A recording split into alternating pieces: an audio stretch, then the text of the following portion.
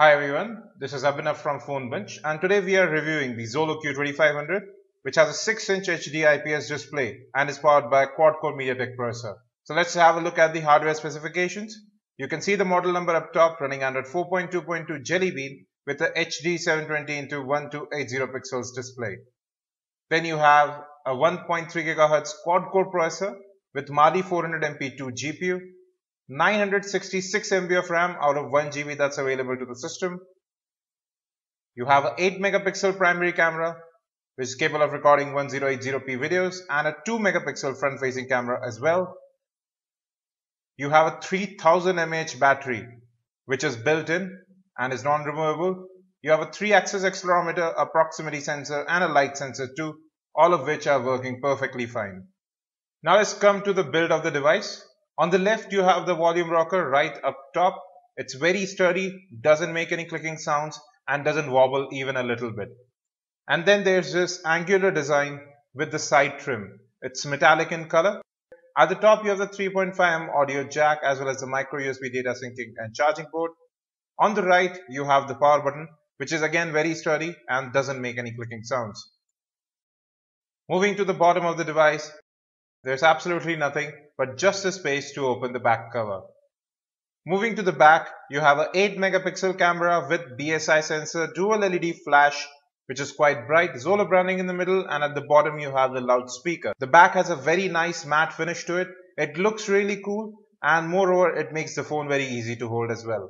Let's open up the back cover. It does take a little bit of time. So you see the back cover is a bit bendy, does have a little bit of flex to it, but not when it's on the phone, and that's what really matters. So you can see right there you have two full-size SIM card slots. The first one is capable of using a 3G network, the second one GSM, and then there's your micro SD card slot, and that's your 3000 mAh lithium ion battery which is non-removable. The back is laid out perfect. There are no moving parts.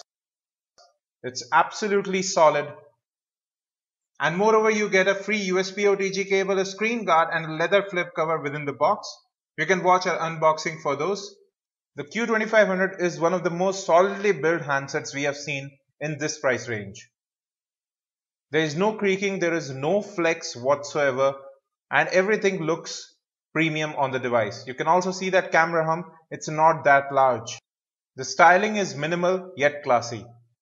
Now you do have a notification LED right there which only glows when the phone is charging or when you have messages, calls, or when there is an update notification. You can hide these on-screen buttons as well so that you can use the full 6-inch HD display for yourself.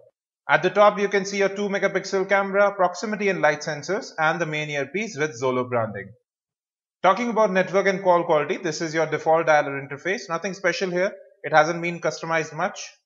You have your speed dial, contacts and settings option as well. Then you have your missed call, incoming as well as outgoing call logs. Although there are no network issues, the earpiece is a bit low on volume, although you can hear the other party quite clearly. In SIM management, you can see that we have both SIM cards enabled. You can choose which SIM card to use for voice calls, data as well as messages separately. Then you have your roaming settings so that your phone can tell you that you are trying to make outgoing calls with a roaming SIM. Then you have contact bindings to a specific SIM card. You can also change the color of your notification icon for your particular SIM card or change its name as well. Now let's talk about the display. It has excellent viewing angles which you can see from right here and great color reproduction. It's sharp, it's immaculate, and the touch response is brilliant as well. Let me change some wallpaper so that you can see the color reproduction yourself. It's absolutely accurate and it's quite visible in daylight too.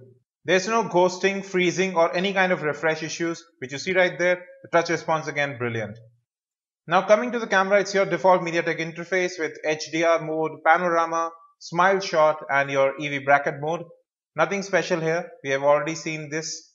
At the top you can see the mic sign. I'll talk about that later in a while.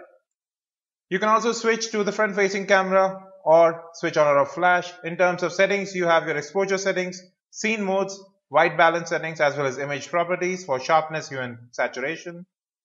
Then you can use zero shutter delay, which I would recommend not to. Then there's voice capture. That's a setting I was talking about with that mic on. Then you have your continuous shot or burst mode as well. Now let me go ahead and show you how voice capture actually works.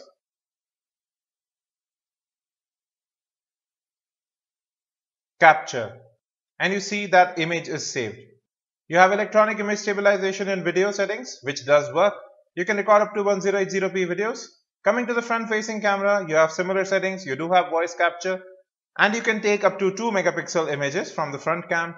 And video mode, you can take up to VGA resolution only. Now here are some camera samples. On the left you have normal, on the right HDR mode. Now this is a macro shot, which you can see how detailed it is. There is no noise. Now this is a distant shot. You can see here too. The focusing is absolutely spot on. The camera actually works quite well. We have a separate camera review. You should view that too. Now let's talk about music. So this is the default headset that comes with the device. Not in-ear style. Then you have a single button interface to end and receive calls. It's extremely clicky. You can pause and play tracks with it as well. It has a silver pin. These sound alright, but for music I would recommend getting your own pair.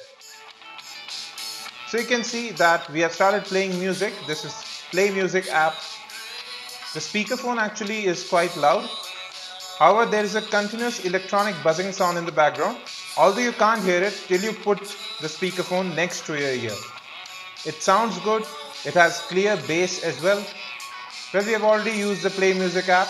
You can shuffle, add to queue, create your own playlist as well, and you can browse for a particular artist or album too. Have a listen to the music playback. Now let's have a look at the FM radio interface. We have already plugged in the cable, so you see how fast it found the channel. Let's search for another one. Again, quite fast.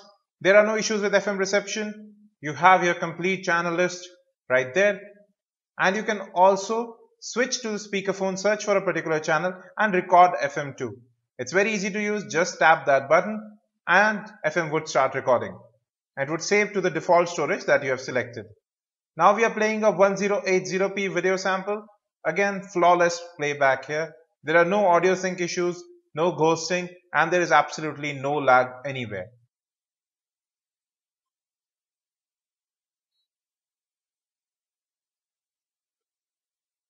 Now we are playing a YouTube video. It's our unboxing of the Q1010i. Now here's an issue. For some reason, the YouTube app is a bit laggy. Whether you are playing in 720p or 480p doesn't matter. The videos do lag a little bit, which you see from right here. Now if we switch to another YouTube app, say viral YouTube pop-up, and there's absolutely no issue here. It plays absolutely smooth, and we are playing currently in 720p. You can also play in 1080p using this app. So it seems there is some compatibility issue with the YouTube app, which might be addressed later. Now let's get into software. So this is your default notification toggles. Nothing special here, just the default options. Let's get into About Phone. From here you can see the model number Q2500 running Android 4.2.2, which is upgradable to Android KitKat as well. And you have the option for software updates. Net Firewall is another addition here. You can choose which app is able to use which particular data connection, whether it's mobile or Wi-Fi. You can reset firewalls to the default and close up networking completely too. Coming to more in tethering and portable hotspot, you have your Wi-Fi hotspot, USB tethering as well as Bluetooth tethering. So no loss in connectivity there. Then you have your general options like call settings as well as audio profiles. Audio profiles, you can customize your general profile, whether to include your particular ringtone, notification sound, or whether you want haptic feedback from the on-screen buttons or when you use the keyboard. Then let's go to display. Here you can see you can change your wallpaper, you can set lock screen notifications, automatic brightness is also available here. Then you can configure a notification LED which only shows up when you have low battery, it's charging, or then you have a notification about software updates, messages, or a missed call. It has been restricted as such. Maybe a future update will allow it to display notifications from other apps as well. Now coming to storage, you can choose your preferred location to install apps, whether it's internal storage or SD card. You have 0.98 GB as internal storage and you have 1.75 GB as your phone storage. So a total of about 2.7 GB that's available to you. And moreover, USB OTG is also supported, which we have shown in another video.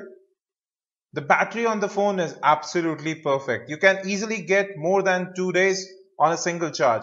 We were testing the standby time as well. That's also pretty great. However, it does take about 4.5 hours to charge to 100% from zero.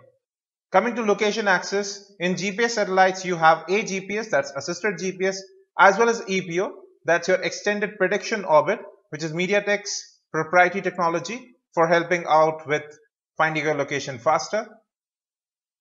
Then you have face unlock and voice unlock, that's separate other than pattern, pin and password in your security settings.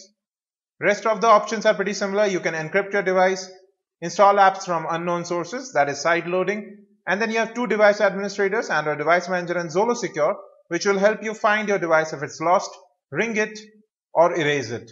Rest of the settings are pretty similar. You have your schedule power on and off if you want to use that. So all in all, it's a pretty stock Android experience with a few things changed here and there for the good, obviously. This is the default home screen. You have 5 home screens here. You have this weather widget. It's 3D and you can rotate it to see different cities which you might have selected. It's great, it looks nice, and it's functional too. It comes pre-installed on the device. Coming to the app drawer, again, it's very basic. You can't sort apps. It's already sorted by name and that's a default option. That's the widget drawer right there. No customization done here. This is your default messaging app, so you can compose MMS, send smileys directly from here. And then this is your default keyboard. It's good to type on, it's quite large, but it doesn't have the swipe capability that comes with Android's new keyboard. Now we have preloaded phonebunch.com. Our mobile website is opened up. No issues in scrolling here, as you can see. The text looks absolutely crisp. This is our full website. It has loaded up too. And you can see how smooth pinch to zoom is. And the text looks absolutely crisp. And there are no issues with performance. You can clearly read the text. Images and text reflow quickly as well. And there are no issues with scrolling. Talking about general performance as well, there is no lag in the entire interface. And that's obviously due to stock Android, no customization, and the touch response again is brilliant.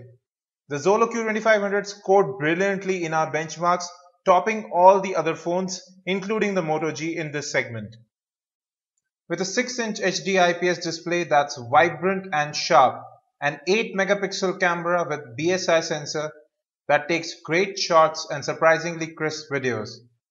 Good design with premium build quality, which even feels good to hold in the hand, even though it weighs around 208 grams.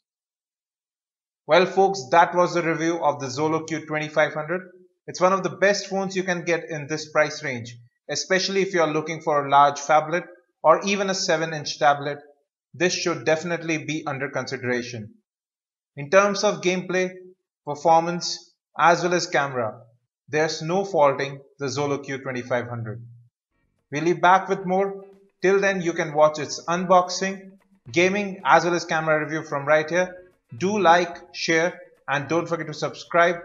If you have any questions, just let us in the comment section. Thanks for watching and have a great day.